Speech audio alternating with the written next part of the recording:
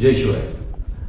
आमचे दैवत श्रीमंत छत्रपती शिवेंद्रसिंहराजे भोसले महाराज साहेब यांच्यावरती काही नेते टीका टिप्पणी करत आहेत.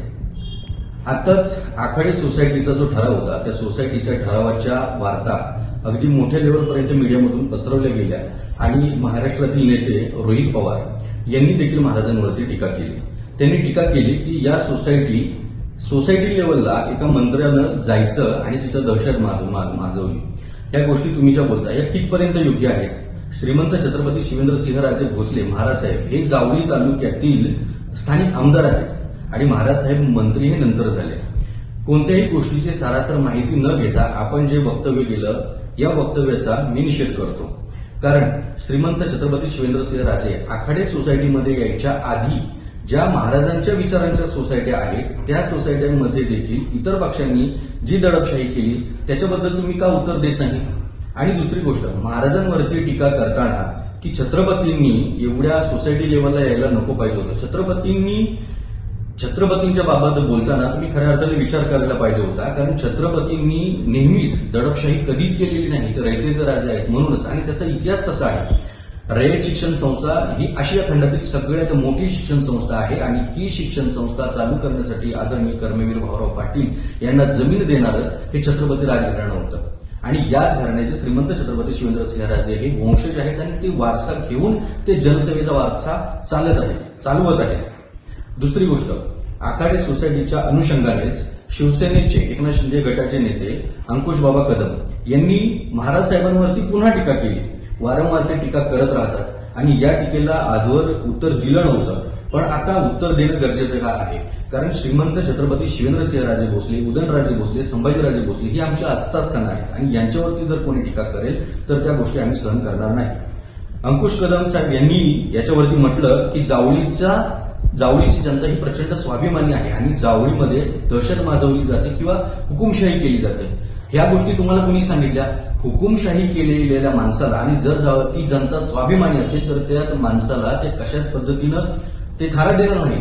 पण श्रीमंत छत्रपती शिवेंद्रसिंहराजे भोसले महाराज साहेब हे गेली 4 टर्म जावळी तालुक्याचे आमदार आहेत आणि याचा जर इतिहास पाहिला तर प्रत्येक टर्मला शिवेंद्रसिंहराजेंचं जे मताधिक्य आहे हे वाढत आहे आणि आता तर ते जवळजवळ महाराष्ट्रातील 1 नंबरच्या मताधिक्यानं महाराज साहेब निवडून आलेले आहेत. आणि तुम्ही म्हटलात ना तो शब्द, जावळीची जनता स्वाभिमानी आहे. खरंच तुम्ही म्हणलेला शब्द जावळीची जनता स्वाभिमानी आहे तर आहेच, कारण जावळीच्या जनतेचा स्वाभिमान आहेच आणि त्यांनी महाराजांना निवडून दिले एवढ्या मतांनी डोक्यावरती घेतलंय. कारण शिवेंद्रसिंहराजेंसाठी जावळीतील जनता फक्त स्वाभिमानी नाही तर ती जनता महाराजांच्यासाठी जागृत देखील आहे असं मी. जेव्हा जेव्हा महाराज साहेब जिथं असतात त्याच्यानंतर महाराज साहेब गेल्याच्या नंतर आपण त्यांच्यावरती टीका टिप्पणी करतात. आणि खरंच महाराज साहेब मंत्री आहेत, महाराजांनी त्यांचा तो ऑरा जपलेलाच आहे. पण त्याचबरोबर महाराज साहेब हे सामान्य जनतेचे रयतेचे राजे आहेत म्हणून ते प्रत्येक कार्यकर्त्याच्या सुखदुःखामध्ये असतात. आणि ज्या आता काही इलेक्शन झाल्या याच्यावरती आवर्जून आता बोलणं गरजेचं आहे. खरं तर जावळी तालुक्यामध्ये वेण्णा खोरं कोयना खोरं हा वेगळा भाग आहे आणि कुडाळ हा वेगळा भाग आहे.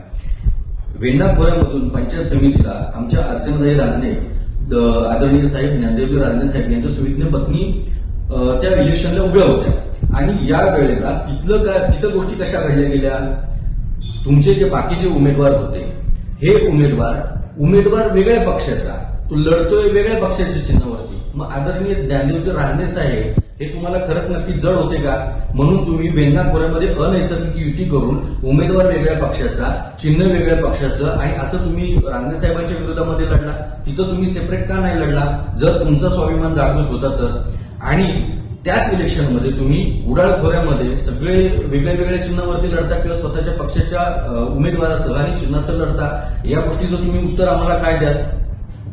जर महाराज साहेब हे स्थानिक आमदार आहेत, रयतेचे राजे आहेत आणि ते जर स्वतःच्या कार्यकर्त्यांना बळ देण्यासाठी तिथं जर उपस्थित राहत असतील तर त्याला दडपशाही म्हटलं जातं किंवा एखादा मोठा मंत्री त्या लेवलला, खालच्या लेवलला का उतरतो यावरती जर तुम्ही टीका टिप्पणी जर करत असाल तर मला आवर्जून या ठिकाणी सांगावं असं वाटतं की मेढ्याची जी नगरपंचायत आहे ही महाराष्ट्रामधील सगळ्यात छोटी नगरपंचायत आहे आणि मग या नगरपंचायतीच्या विरोधामध्ये त्यावेळेला प्रचार करण्यासाठी महाराष्ट्र राज्याचे सन्माननीय मंत्री शंभूराजजी देसाई साहेब यांना आणलं जातं.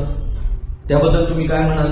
त्याचप्रमाणे महाराष्ट्र राज्याचे उद्योग मंत्री उदयजी सामंत साहेब यांना आणलं जातं, त्याबद्दल तुम्ही काय म्हणाल? त्याचबरोबर महाराष्ट्र राज्याचे माजी जलसंपदा मंत्री शशिकांत शिंदे साहेब हे देखील त्या ठिकाणी जर पार्टिसिपेट करत असतील तर याचं उत्तर तुम्ही कसं द्याल? त्याच्यापेक्षा ही वेगळी गोष्ट म्हणजे न भूतो न भविष्यत आतापर्यंत घडली ती गोष्ट मी सांगेन. सन्माननीय एकनाथजी शिंदे साहेब यांचे बंधू प्रकाश शिंदे साहेब यांना देखील मेढा नगरपंचायतीमध्ये उतरलं गेलं. त्यावेळी या प्रश्नाबद्दल तुम्ही काय उत्तर द्याल? याला तुम्ही दडपशाही म्हणाल की काय म्हणाल? अजून एक गोष्ट, ज्या वेळेला ह्या नगरपंचायतीचा विषय झाला त्याच्यानंतरची जी इलेक्शन झाल्या, या इलेक्शनमध्ये केळघरमध्ये ज्या सभा झाल्या त्या ठिकाणी महाराष्ट्र राज्याचं संवेदनशील नेतृत्व एकनाथ शिंदे साहेब हे महाराष्ट्र राज्याचे माजी मुख्यमंत्री आणि सध्याचे उपमुख्यमंत्री यांना ज्या वेळेला आदरणीय रानडे साहेबांच्या विरोधामध्ये उभं केलं जातं त्यावेळेला तुम्ही त्याच्याबद्दल काय म्हणाल?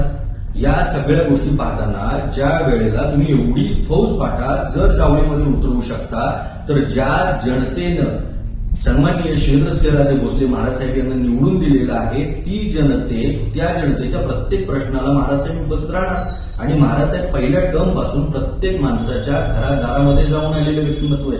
तो रयतेचा राजा आहे. आम्हाला खरंच आमच्या राजाचा गर्व आहे की आमचं नेतृत्व करणारा कोणी नेता नाही, आमचं नेतृत्व करणारा श्रीमंत छत्रपती शिवेंद्रसिंहराजे भोसले हे शिवाजी महाराजांचं रक्त आहे आणि आमच्या दुःखावरती किंवा आमच्या वेदनेवरती फुंकर घालायला आमचा राजा येतो, या गोष्टीचा आम्हाला गर्व आहे.